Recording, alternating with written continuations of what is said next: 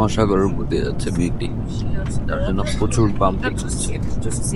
Continuously plane যাকে দিচ্ছে, পানির দিকে তাকালে হয়তো বোঝা যাবে।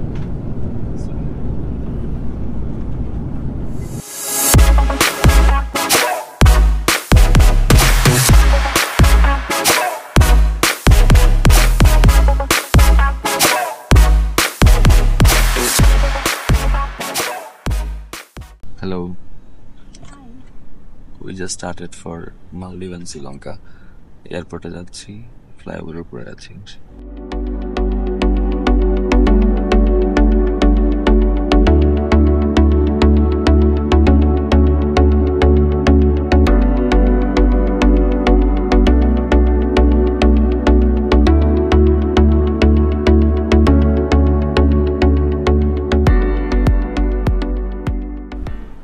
ইমিগ্রেশন শেষ করে আমরা কেবল আসলাম সিটিএমএক্স লাউঞ্জে। এখানে আমরা এক নাস্তা করবো। নাস্তা করিনি সকালবেলা, কজ আমি লাস্ট 1.5 দিন যাবত ডিউটি করতেছি। ডিউটি শেষ করে আজকে সকালেই আসছি। ডিউটি শেষ করে দেন প্যাকিং করে দেন একবার এয়ারপোর্টে তো আসলাম। ইমিগ্রেশন শেষ করলাম, ইমিগ্রেশন শেষ করে দেন লাউঞ্জে আসলাম। ইমিগ্রেশনে আমাদের খুব একটা ঝামেলা হয় নাই। চেকিং করার সময়, লাগেজ চেকিংয়ের সময় আমাদের জিজ্ঞাসা করলো যে আমাদের ইমোগা ফর্ম ফিল আপ করা আছে কিনা, রিটার্ন টিকিট আছে কিনা, and way of journey, that's all. আমাদের আর কিছু জিজ্ঞাসা করা নেই। অ্যান্ড দেন ইমিগ্রেশনে যিনি ছিলেন উনি জিজ্ঞাসা করলেন আপনি ডক্টর কিনা। আমি বললাম হ্যাঁ। আমার ওয়াইফকে জিজ্ঞাসা করলো যে আপনি ডক্টর কিনা, অ্যান্ড দ্যাটস অল। গল্প করতে করতে ইমিগ্রেশন শেষ। চলেন আপনাদের দেখাই আসলে সিটিএমএক্স লাউঞ্জটা দেখতে কেমন। সিটিএমএক্স যে গোল্ড কার্ডের জন্য যে লাউঞ্জটা আছে সেটা দেখতে আমার কাছে অনেক বেশি ভালো লাগে। সো আপনাদের একটু ঘুরায় দেখাই যে এখানে কি কি ফ্যাসিলিটিস আছে এন্ড দেখতে আসলে কেমন। লাউঞ্জে ঢোকার ঠিক একদম শেষ প্রান্তে হাতের ডান দিকে একটা কম্পিউটার টেবিল অ্যান্ড চেয়ার দেওয়া আছে, যেখানে ইন্টারনেট কানেকশন আছে এবং আপনি চাইলে যে কোনো সময় আপনার ঝটপট করে কাজটা শেষ করে নিতে পারেন। এবং তার ঠিক অপোজিটেই একটা সুন্দর বসার জায়গা আছে, যেখান থেকে সুন্দর করে রানওয়েটা দেখা যায় এবং মাঝে মাঝে প্লেন এসে এখানে দাঁড়ায়, এবং এই সাইডটা আমার সব থেকে বেশি পছন্দের। এবং ঠিক তার সামনের দিকে গেলেই 30 থেকে 35 জনের বসার ক্যাপাসিটি নিয়ে একটি হলরুমের মতো ব্যবস্থা করা আছে, যেখানে সবাই বসে রেস্ট করতে পারে অথবা তার লাঞ্চ অথবা ব্রেকফাস্ট অথবা ডিনারটা সেরে নিতে পারে। তার ঠিক সামনের দিকে রয়েছে সার্ভিং টেবিলগুলো, যেখানে আমি আপনাদের এখন দেখাচ্ছি লাঞ্চ। এখানে আছে ডেজার্ট অংশটুকু।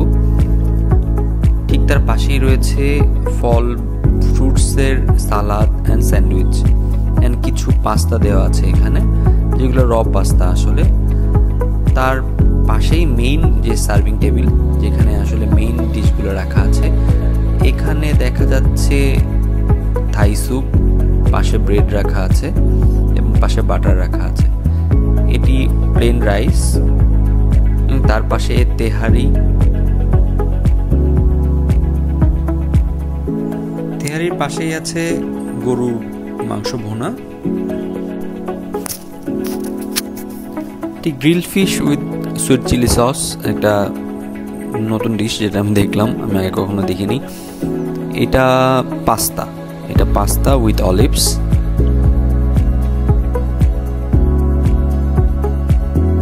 এটা ভেজিটেবল সমোসা, এটা স্ন্যাক্স হিসেবে রাখা হয়েছে।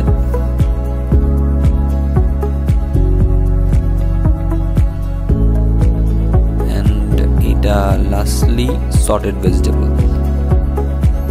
এই সাইডটাতে কাটলারিস রাখা আছে, একটা জুস রাখা আছে, পানি অ্যান্ড সফট ড্রিঙ্কসের জন্য আলাদা জায়গা আছে, অ্যান্ড টি কফির জন্য আলাদা একটা স্পেস আছে। এর মধ্যে আমরা আমাদের বোর্ডিং শেষ করে চলে এসেছি ওয়েটিং স্পেসে। এখানে এত লোকজন আমার মনে হচ্ছে যে বাংলাদেশের সব মানুষ শ্রীলঙ্কাতে আর মালদ্বীপে ঘুরতে চলে যাচ্ছে। এর মধ্যে আমরা প্লেনে উঠে গেছি, প্লেনটা ছেড়েও দিয়েছে।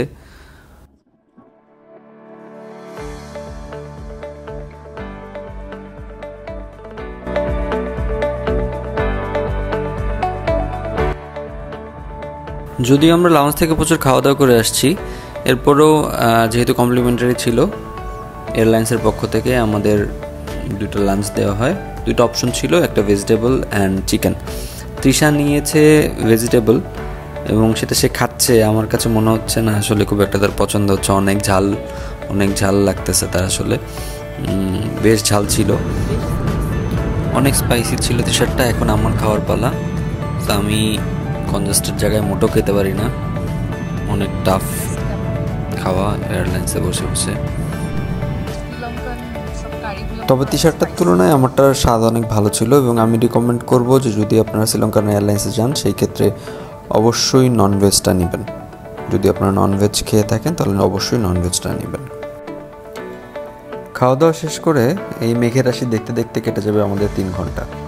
3 ঘন্টা পরে আমরা গিয়ে পৌঁছাবো লঙ্কার দেশ শ্রীলঙ্কায়।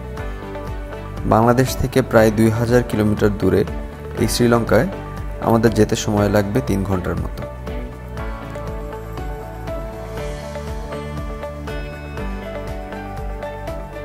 আমাদের ফ্লাইট ল্যান্ড করছে, ঠিক এই মাত্র আমাদের ফ্লাইটটি ল্যান্ড করলো।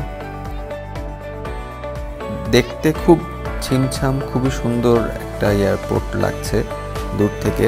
বাংলাদেশ আর শ্রীলঙ্কা প্রায় একই অক্ষরেখা থাকার কারণে বাংলাদেশ আর শ্রীলঙ্কার মধ্যে শুধুমাত্র আধা ঘন্টার সময় পার্থক্য।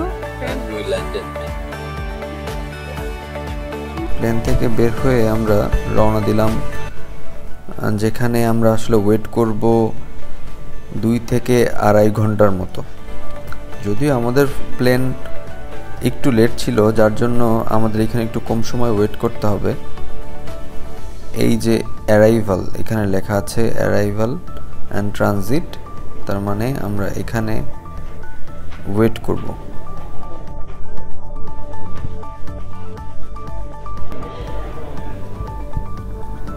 আমাদের স্বাগতম জানাচ্ছে শ্রীলঙ্কার ক্যাপিটাল কলম্বোর ইন্টারন্যাশনাল এয়ারপোর্ট বান্দারানাইকি এয়ারপোর্ট, যেখানে আমরা অবস্থান করব 2 থেকে 2.5 ঘন্টার মতো। এটা আমাদের ট্রানজিট টাইম। 2 ঘন্টা পরে আমরা চলে আসব 14 নম্বর গেটে, যেটা আমরা একটু আগেই দেখে নিলাম বোর্ডে যে কোথা থেকে আমাদের মালদ্বীপের উদ্দেশ্যে প্লেনটি ছাড়বে। ট্রানজিটের এই 2.5 ঘন্টা সময়ে আমরা আপনাদের ঘুরে দেখাবো শ্রীলঙ্কার বান্দারানাইকি এয়ারপোর্টের ডিউটি ফ্রি শপগুলো, যেখানে পাওয়া যায় মূলত বিভিন্ন প্রয়োজনীয় জিনিস, বিভিন্ন রকমের পারফিউম, চকলেটস, অনেকের জন্য প্রয়োজন যেমন সিগারেট, অ্যালকোহল। এগুলো আমরা আপনাদের দেখাবো ঘুরিয়ে যে দাম কেমন এবং এখান থেকে কি আপনারা আদৌ কিনবেন কিনা সেই ডিসিশন নেওয়ার জন্যই আমরা আপনাদের ঘুরিয়ে দেখাবো এখন ডিউটি ফ্রি শপগুলো। বেশ কিছু দূর হাঁটার পরেই আমরা পেলাম এই ডিউটি ফ্রি শপটা, যেখানে মোটামুটি সব কিছুই পাওয়া যাচ্ছে। আমরা এই সাইডে ডান দিকে দেখতে পাচ্ছি অ্যালকোহলের যে দোকান, সেই দোকানটাতে অ্যালকোহল বিক্রি হচ্ছে এবং বাম দিকে ঠিক চকলেটের দোকান। অ্যালকোহলের ওপর বিভিন্ন রকম অফার চলছে, চকলেটের উপরেও সেমভাবে অফার চলছে এবং ঠিক সোজাসুজি টাকালেই আমরা দেখতে পাবো সিগারেটের জন্য একটা আলাদা সেকশন আছে। আচ্ছা, যে ব্যাপারটা সব থেকে ইম্পর্টেন্ট, এখানে কোনো সিঙ্গেল প্যাকেট সিগারেট বা সিঙ্গেল সিগারেট বিক্রি করা হয় না, এখানে সবসময় কার্টনের সিগারেট বিক্রি করা হয়। এখন আমরা যেই পার্টটাতে চলে এসেছি সেটা হচ্ছে গিয়ে আমার মোস্ট ফেভারিট পার্ট, সেটা হচ্ছে পারফিউমের পার্ট। সামনেই হাতের বাম সাইডে আপনারা দেখতে পাচ্ছেন টম ফোর্ডের জন্য একটা সেকশন করা আছে, যেখানে টম ফোর্ডের টেস্টার যে পারফিউমগুলো আছে সেগুলো রাখা আছে। ইভেনচুয়ালি টম ফোর্ডের যেই বিগ সাইজের বোতল যেগুলো আছে 100 ml বোতল সেগুলোও আছে। স্বপ্নে এখানে এসে মেনলি আপনি টেস্ট করে দেখতে পারেন ওয়েদার আপনার এই পারফিউমটা আপনার টাইপের কিনা বা আপনার এই স্মেলটা ভালো লাগছে কিনা। এটা বি ভালগারের জন্য একটা সেকশন, এখানে ক্যালভিন ক্লেনের জন্য একটা সেকশন আছে, ডেভিড অফের জন্য, ডেভিড অফ কুল ওয়াটারের জন্য একটা আলাদা সেকশন, মেল ফিমেল বোথ। এইখানটাতে হুগো বসের জন্য আলাদা সেকশন। তো প্রত্যেকটা রিনাউন্ড পারফিউমের এখানে সেকশন আলাদা আলাদা করা আছে। ডিওর থেকে শুরু করে শ্যানেল, ডিওর, প্রত্যেকটা ব্র্যান্ডের আলাদা আলাদা পারফিউম এখানে রাখা আছে, কিন্তু আমার কাছে পারফিউমের প্রাইসগুলো দেখে মোটেও রিজনেবল মনে হয়নি। আমার কাছে মনে হয়েছে যে এখানে আপনি টেস্ট করতে পারেন, কিন্তু আমি রিকমেন্ড করব মোটেও এখান থেকে আপনি এই পারফিউমগুলো কিনবেন না। অনেক বেশি প্রাইস, এর থেকে অন্যান্য ডিউটি ফ্রি শপগুলো অনেক বেশি ভালো। সামনে আমরা দেখতে পাচ্ছি কিছু সিমের দোকান আছে, কিছু ওয়াচ এখানে ওয়াচের দোকান আছে।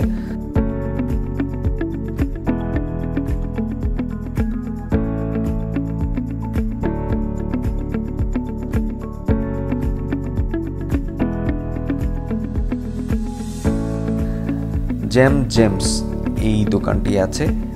একটা জিনিস বলতে আপনাদের ভুলে গিয়েছি, শ্রীলঙ্কা কিন্তু একটা দেশ যেখানে সেমি প্রেশিয়াস এবং প্রেশিয়াস যে স্টোনগুলো আছে সেগুলোর মাইনিং হয়। সো এখানে আপনি গলিতে গলিতে জেম স্টোনের জন্য আপনি দোকান পেয়ে যাবেন। সো আপনি ভুলেও এখান থেকে কোনো রকম কোনো স্টোন কিনবেন না এই ডিউটি ফ্রি শপগুলো থেকে। এবং সামনে আমরা দেখতে পাচ্ছি কিছু সুভিনিয়ার শপ আছে।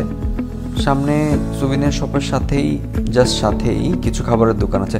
হ্যাঁ, আমরা এই সুভিনিয়ার শপগুলো জাস্ট এখন দেখব, কারণ আমরা পরবর্তীতে যখন শ্রীলঙ্কায় আবার আসবো, যখন আপনাদের শ্রীলঙ্কা দেখাবো, তখন আমরা আপনাদের ঘুরে বলে দিব আসলে কোথা থেকে সুভিনিয়ার কিনলে সব থেকে কম দামে আপনারা সুভিনিয়ার পেতে পারেন। তো সেটার জন্য অবশ্যই আপনাদের চ্যানেলের সাথে থাকতে হবে এবং চ্যানেলটি সাবস্ক্রাইব করে রাখতে হবে এবং লাইক বাটন এবং বেল আইকন প্রেস করে রাখতে হবে, যাতে আমি নেক্সট ভিডিওটা আপলোড করলে আপনারা অবশ্যই দেখতে পারেন এবং জানতে পারেন আপনারা আসলে কোথা থেকে শপিং করবেন এবং শ্রীলঙ্কায় কোথা থেকে কি কিনবেন সেটা সম্পর্কে আপনাদের আমি সকল আইডিয়া আমার এই শ্রীলঙ্কা মালদ্বীপ ব্লগের অবশ্যই আপনাদের দিয়ে দিব। যাই হোক, আমরা জাস্ট কিন্তু শুধুমাত্র দেখার জন্য দেখছি, কেনার জন্য কোনো ইন্টেনশন নেই। জাস্ট 2.5 ঘন্টার সময় আমাদের হাতে আছে, 2.5 ঘন্টার সময়টা আমাদের ইউটিলাইজ করতে হবে তার জন্য। ইতিমধ্যে আমরা চলে এসেছি আমাদের মালদ্বীপের উদ্দেশ্যে যে ফ্লাইট, সেই ফ্লাইটের বোর্ডিং ক্রস করে ওয়েটিং রুমে। এখানে আমরা ওয়েট করছি কখন আমাদের কল করবে।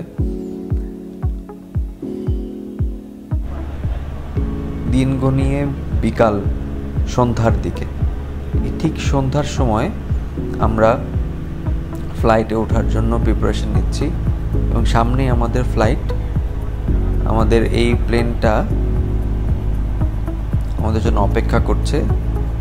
আমরা এখনই এই প্লেনটাতে উঠে যাব, বিকজ আমরা সারাদিন দৌড়াদৌড়ি করে অনেক বেশি টায়ার্ড হয়ে গিয়েছি।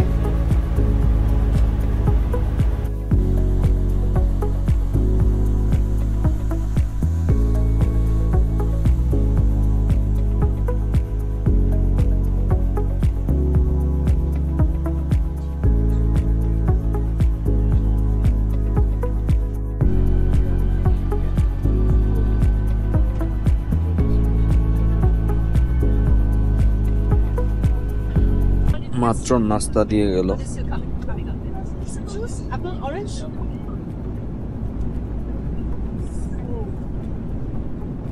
অ্যাপল জুস সবার আগে ইম্পর্টেন্ট ব্যাপার হচ্ছে গিয়ে পুরোটা পথ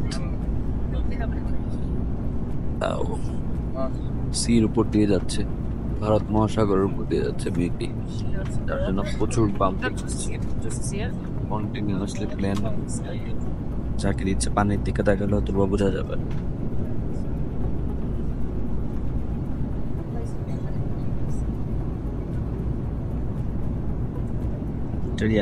তো বাম্পিং করতেছে যে আমি স্যান্ডউইচটা বের করতে পারতেছি না।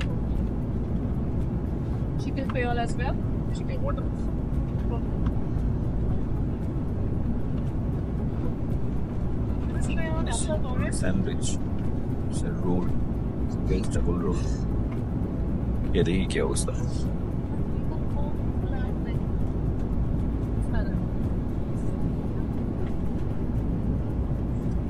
ঝাল আসতে নারিকেল,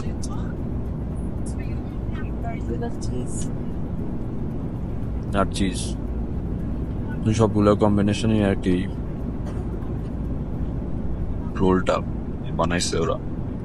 বাট যতটুকু খাবার খেলাম আর কি এখন পর্যন্ত, সবগুলা খাবারেই শুকনো মরিচ, নারিকেল ম্যান্ডেটরি, সবগুলা খাবারই, হোয়াট এভার সেটা ভেজ আর হোয়াট এভার সেটা নন ভেজ, সব কিছুতেই।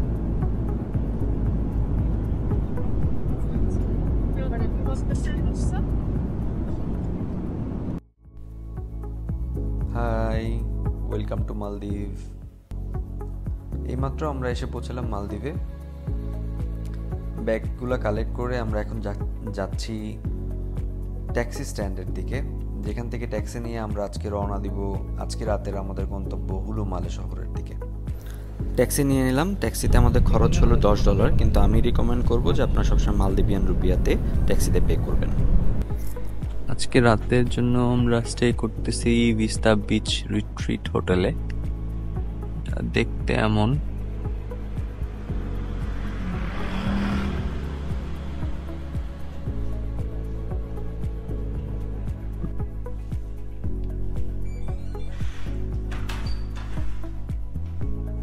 এটা আমাদের রুম। ব্যাগগুলো চলে আসছে সব। ছোট্ট একটা একদম স্মলেস্ট রুম মনে হয়েছে আমার কাছে। এই সাইডে একটা আলমারি আছে।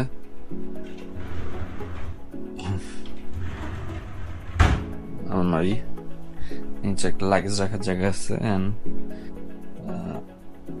ছোট্ট একটা ফ্রিজ আছে, টিভি, বেডের সাথে একটা আয়না, যেখানে কিছু কমপ্লিমেন্টারি টি অ্যান্ড কফি আছে, দুটো কমপ্লিমেন্টারি পানি আছে। এটা হচ্ছে ওয়াশরুম। ওয়াশরুমের সাইজ অলমোস্ট রুমের মতোই। ওয়াশরুমটা পরিপাটি, সুন্দর। এই সাইডে শাওয়ারের জায়গা আছে, শাওয়ার নেওয়ার জায়গাটা আছে এখানে। সাইডে ছোট্ট একটা বারান্দা,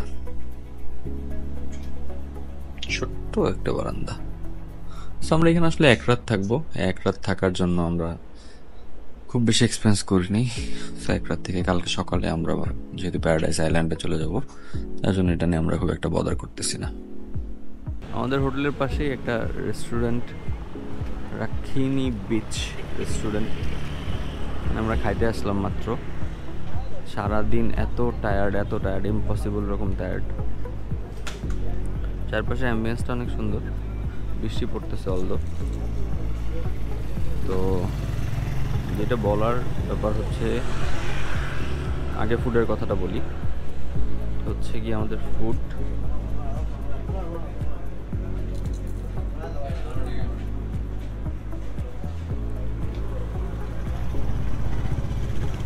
ফুডটা প্রাইস নিল হচ্ছে গিয়ে 120 মালদ্বীপিয়ান রুপিয়া, অ্যান্ড সাথে পানির জন্য আলাদা পে করতে হবে। অলদো এখানে পানির প্রাইস অনেক বেশি। আর মোস্ট ইম্পর্টেন্টলি কিছু ইনফরমেশান, সেই ইনফরমেশানটা হচ্ছে যে যদি ডলার আপনাদের এক্সচেঞ্জ করতে হয় তাহলে অবশ্যই হোটেলে এক্সচেঞ্জ করবেন না, এক্সচেঞ্জ শপে এক্সচেঞ্জ করবেন। আর এয়ারপোর্টে এক্সচেঞ্জ করলে রেট একটু কম পাবেন। হুলু মালেতে এসে যদি এক্সচেঞ্জ করেন সেক্ষেত্রে রেটটা একটু বেশি পাবেন। আর এক্সচেঞ্জ করার আগে অবশ্যই একটু খোঁজখবর নিয়ে নেবেন যে আশেপাশে দোকানগুলোতে কেমন রেট, কারণ হোটেল থেকে যদি এক্সচেঞ্জ করেন তাহলে অবশ্যই লস হবে। হোটেলের রেট অনেক কম, এক্সচেঞ্জ শপের রেট অনেক বেশি। যেমন আমাদের হোটেল থেকে রেট বলছে $1 ইকুয়াল টু 16 মালদ্বীপিয়ান রুপিয়া। আমরা বাইরে গিয়ে পাইছি 17.80 মালদ্বীপিয়ান রুপিয়া। সেই ক্ষেত্রে অনেক বেশি পাইছি। আমরা আপাতত চলাফেরার জন্য $2 চেঞ্জ করছি, $200 চেঞ্জ করছি। বাকিটুকু দেখা যাক আস্তে আস্তে কি করা যায়। আস্তে আস্তে প্রয়োজনের উপর ডিপেন্ড করে আমরা ওইভাবে চেঞ্জ করব। অ্যান্ড সব জায়গায় প্রচুর স্কুটি চলতেছে, স্কুটির অনেক সাউন্ড। সব জায়গায় ডলার অ্যাকসেপ্ট করে, সো ডলার এক্সচেঞ্জ না করে যদি ডলারে পে করতে চান সেক্ষেত্রে লস হবে, মালদ্বীপিয়ান রুপিতে করলে লাভ হবে। আমরা যাই, আমি গিয়ে এখন একটু খাই, সারাদিন প্রচুর টায়ার্ড, মাথা কোনো কাজই করতেছে না, এখন গিয়ে একটু খাই, খাওয়ার পরে দেখি।